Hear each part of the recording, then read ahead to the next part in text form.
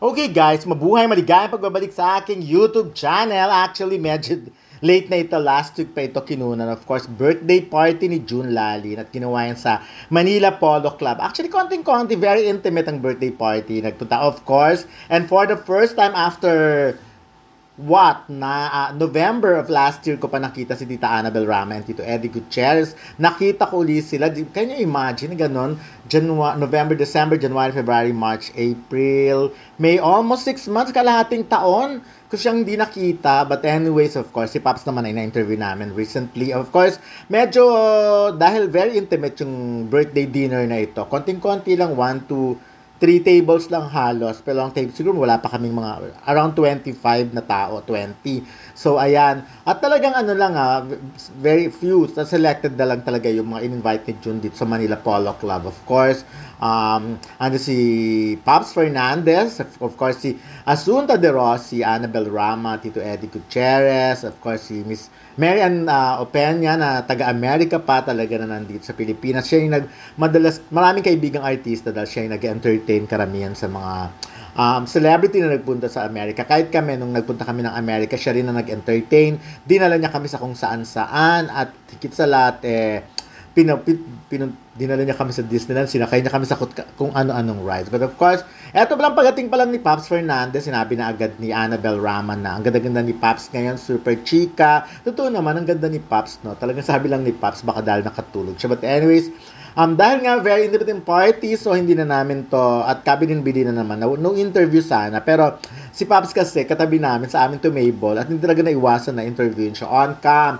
Si Tita Annabel kasi, although ang dami-daming issue sa kanya, pero syempre, hindi na namin siya in-interview. Siguro mga konting-konting chika lang, mga hi and hello, tsaka mga naudinigan lang namin yung mga may mga sinasabi siya. Pero hindi na namin pwedeng sabihin dito because ayaw naman natin pagsimulan pa ng nakakalokang eksena. Siyempre, actually, si Tita Annabel, ang dami niyang pwedeng sabihin, ang daming pwedeng itanong sa kanya, ang sarap niyang interviewin, pero nagbago na nga siya ngayon hindi na siya yung katulad nung dati na makakita lang ng press, super chika, I mean, nagkikwento talaga. Or siguro dahil katabi niya nga rin si Tito Eddie, kailangan niya asikasuhin. Pero very, si Tito Eddie ngayon, yung look niya talaga hindi nagbabago at napakabait ni Tito Eddie sa totoo lang. Very quiet siya talagang, machika, mapalabati talaga siya, yung ganun yung dating niya. So anyways, ayan, of course, nakakahinayang na hindi natin na-interview si Tita Annabel, pero syempre, hayaan natin. As I'm sure ang mga anak niya, sila Rufa Gutierrez, Richard Gutierrez, Raymond Gutierrez, talagang yun din naman ang request sa kanya na huwag nang masyadong magpasabog. Hayaan na lang kung ano man ngayon. Kasi ang dami-dami talagang pwedeng tanungin. Eto, natatuwa ka, narinig ko yung mga sinasabi ni Tita Annabel. Of course, si Asunta De Rossi na to now, parang wala pa rin sa kondisyon na magbalik. Ayan si Tita Mary Ann Opeña, of course. Wala pa rin sa kondisyon na magbalik si Asunta. Parang nag-enjoy pa rin talaga siya sa kanyang buhay nanay. So, ayan. Eto, hindi na namin siya masyado rin na-interview. At hinayaan na lang naman picture, selfie, gano'n na lang At kasi alam naman natin ang Manila Polo Club sa may Makati, talagang,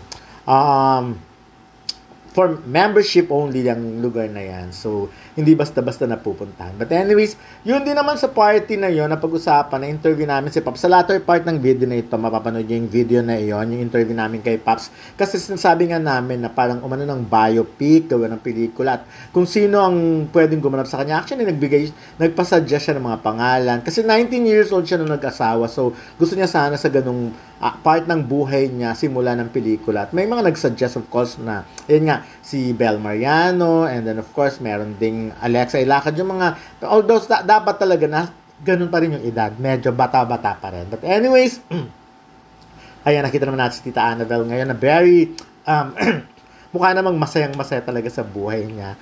Kahit na very controversial siya, siguro mas pinipili na rin talagang manahimik. Ganun naman yata ang buhay, at saka mga habang nagkakaedad, mas gusto talagang maging very quiet na lang. At saka, yung lagi niyang kasama si Tito Eddie, magandang bagay na rin yon. Kesa naman yung lagi nga siyang umaalis, nakikipagkwentuhan, napaka-controversial ng buhay niya. Ang dami-daming issue do. So, but anyways, knowing Tita Annabel, mabigyan pag nagkaroon ng pagkakataon. And I'm sure, meron siyang chika sa amin. But for now, hayaan na lang natin na ganyan. Gusto ko lang ipakita sa inyo kung gaano ka-happy si Tita Annabel pag kasama si Tito Eddie Gutierrez. But anyway, after naman Manila Polo Club, pumunta kami ng Timog, of course. Nakipag-chikahan pa rin kami sa mga kapwa showbiz reporters. At talagang ganyan pala ang Timog, buhay na buhay. Para napakarami talagang nagpupunta sa bar. But anyways, eto na ang chika ni Pops Fernandez tungkol sa biopic or movie. At sinong gusto niyang gumawa?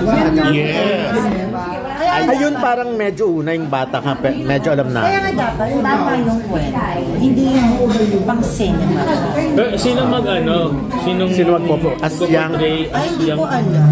Hindi, ikaw, personal choice Hindi mo. ko alam. Hindi ko, actually, hindi ko palang... talaga, press ko ulit. Alam mo, tapos na ha, meron mo palang pa. Parang pinakain ko lang ako, may press ko na. Sinong Pops Fernandez? Hindi ko naisip. Talaga? Hindi ko pa alam. Sino pa naman kayo? Kung kayo, sino dapat? Oo, dapat singer din. Sana. Bata muna. Sarah. Sino pa? Kayo? Sino? Masyado na matanda si Sarah. Oh, mas bata dapat nung time. Bata kasi Ilan taon ka nag-asawa?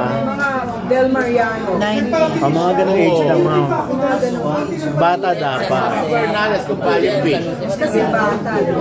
Bata o di Bel Mariano. Bel Mariano. Or si Alexa kumakanta din. Dapat singer din. Si na lang, si Alexa tsaka si KD na lang. Kayo na lang ang problema niya. Alexa Ilacad. Alexa Ilacad and KD Estrada. Okay sa'yo. O, basta. Ay, ayaw niya. Hindi rin masyado. Hindi na tayo. Dapat daw medyo mataas ang Alam mo, Pop, Natatawa ko sa inyo. Regine Velasquez. Oo. Eto. Kaya kumukontra siya. Iba kumanta. Ibig saan kantahin mo yun? Automatic. Yung kanta ni Pops naman ang kanta. Kaya, kantahin mo naman yun. Pero